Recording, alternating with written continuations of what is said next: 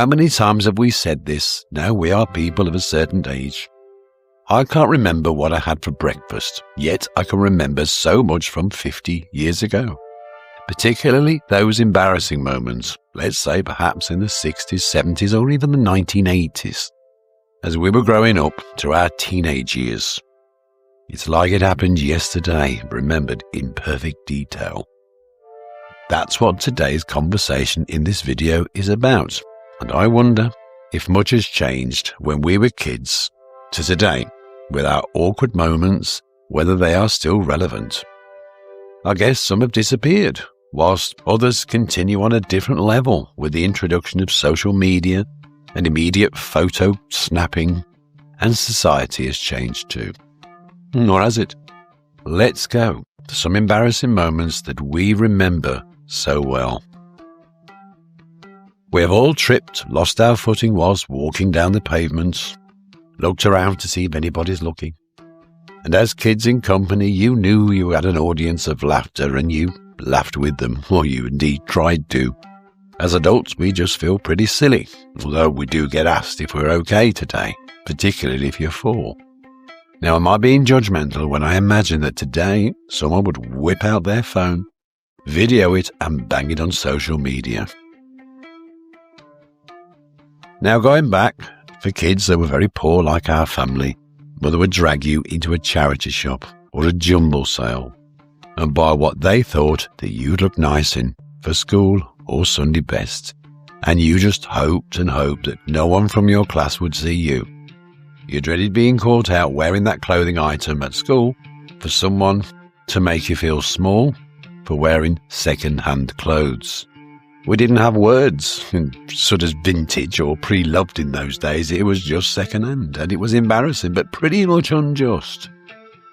Yet today, charity shopping is trendy, and teenagers quite like to hack a bargain. They're quite proud of it.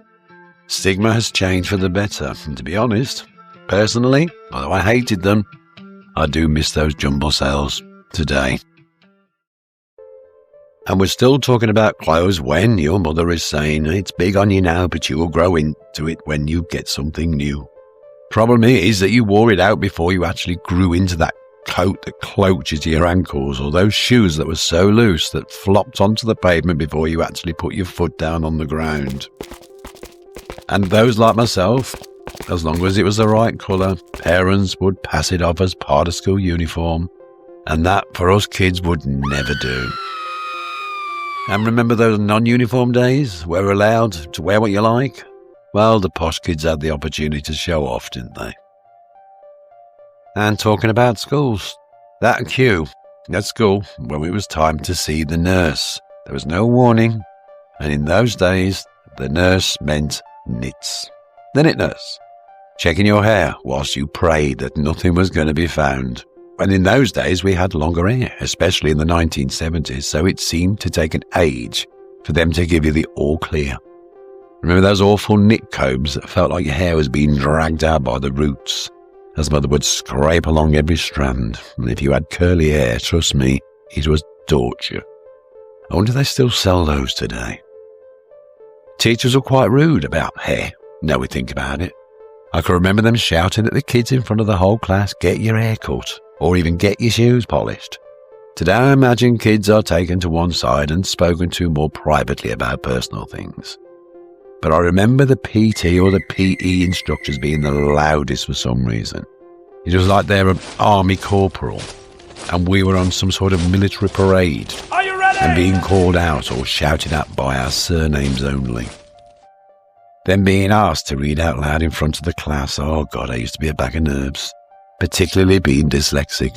I've mentioned it before, I think, haven't I? I always felt like a thicky dum-dum in front of the whole class. Then there was being told off in the streets that made you want the ground to open up and swallow you, especially in front of your friends. It seems that anyone had the right to do this. Neighbours, teachers, policemen, even strangers.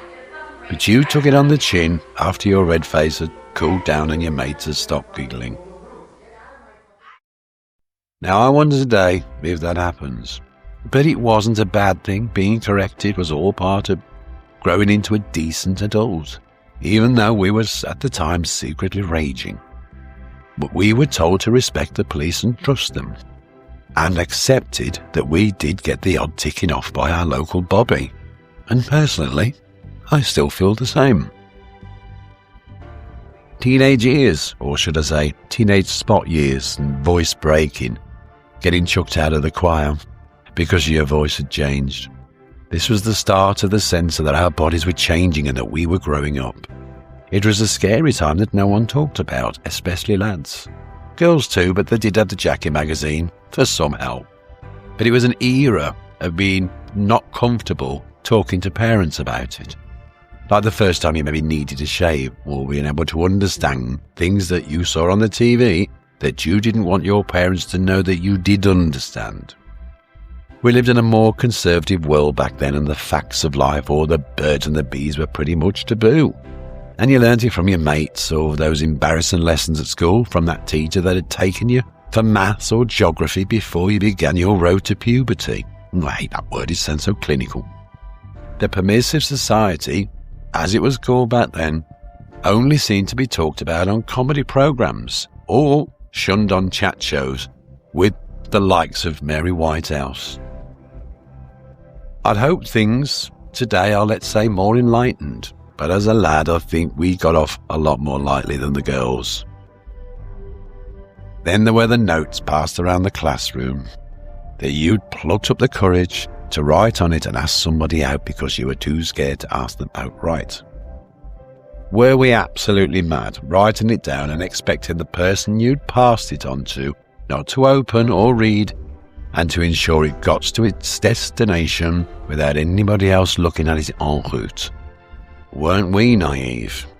The only person that didn't get to read that note was who it was addressed to, but the message was outed, and you knew at that point that you were going to get turned down and another red face in an awkward lesson.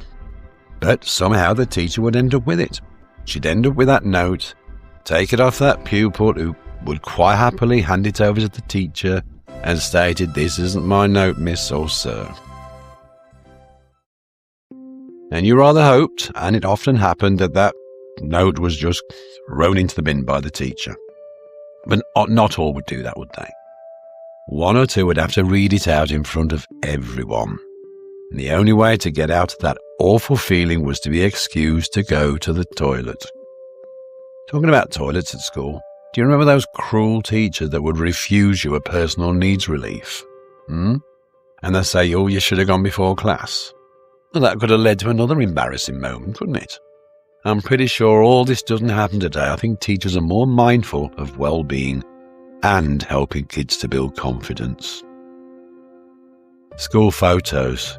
Sometimes just yourself, other times with other siblings if you had kids at the same school as yourself, like your family, I should say. Or there'd be that classroom picture, yeah? You'd have to take them home and you'd have to show them to your family, your parents, and they had the choice whether they wanted to buy some of them. Bit of a cheek when you look back. I pride my parents wouldn't buy them. Sometimes the embarrassment was that they did, and they stuck those photos in frames and in photo albums. But there were occasions where my family couldn't afford to buy them, so I'd take them back to school. And then it was another embarrassment. The feeling that you thought your parents were too stingy or they didn't want to have that ugly photograph of you. So as kids, we couldn't win. As a teenager, you develop a face spot just before it was due for that photo day. Then there was open day, when your parents were invited to the school to discuss your progress. And you knew you hadn't done too well, maybe, and you'd get to know about it. You heard some mothers having rows with teachers whilst you hoped that your parents wouldn't embarrass you in the same way. Or the teachers may forget the odd misdemeanour that you'd got up to, but alas, they never did. It was like it was get your own back time for the teachers, wasn't it? And also, remember being at home with your parents bigging you up in front of visitors, or worse still, getting you to perform or sing or play an instrument in front of relatives. That false applause. That, "Oh, ain't he doing well?" Or worse still, "Oh, I can see that he's trying." Never a better time to decide to go to your room. Or they would turn up on sports day at school. On the day that you happened to come last in that event, which was me because I was rubbish at sport. Teachers today build confidence, I'm sure I've said it. Whilst back then, they would happily criticise you and call you out. We all remember them, and I'll bet you can name a teacher right now. You left school, your first job was scary. You felt almost naked in your work clothes, so out of sorts with people that had few felt that had worked there for hundreds of years. No introductions, no inductions, just here it is. That's what you got to do. Get on with it. You'd be sitting in the staff canteen on your first day quite alone with your sandwiches, which they knew your mother had made because you were broke. You had to work your week in hand before you got your first wages. You eventually got paid and suddenly you were an adult and the world looked less scary and your confidence could do nothing else but build. All those lessons, those teachers, those playground pranks, all gone forever.